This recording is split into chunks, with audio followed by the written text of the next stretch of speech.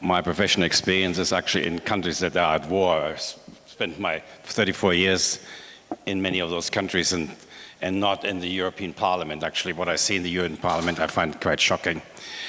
I would disagree on things here. I think actually it is today, small states are today in a much stronger position than they used to be. And I think the trend we see in the world will further emphasize this one.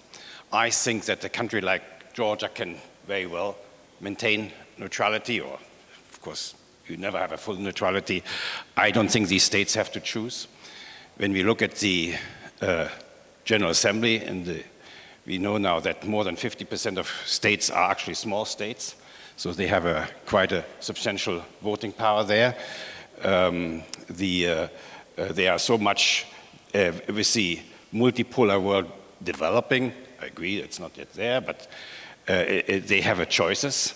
But I think in particular, when you watch these two wars in Iran and Ukraine, they end up that we're losing, or we, meaning the West, losing both wars and making both the United States, in particular the European Union, extremely weak.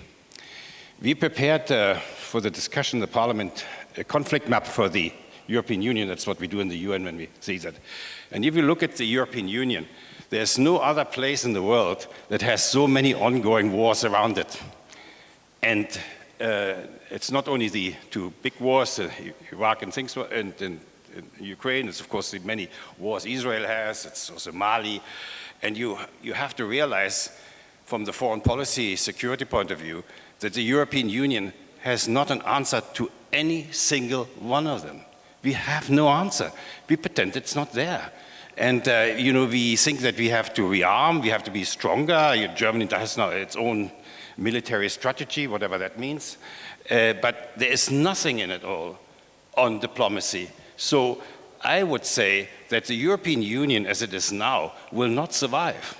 You cannot have a big institution that constantly lives on rejecting realities around it.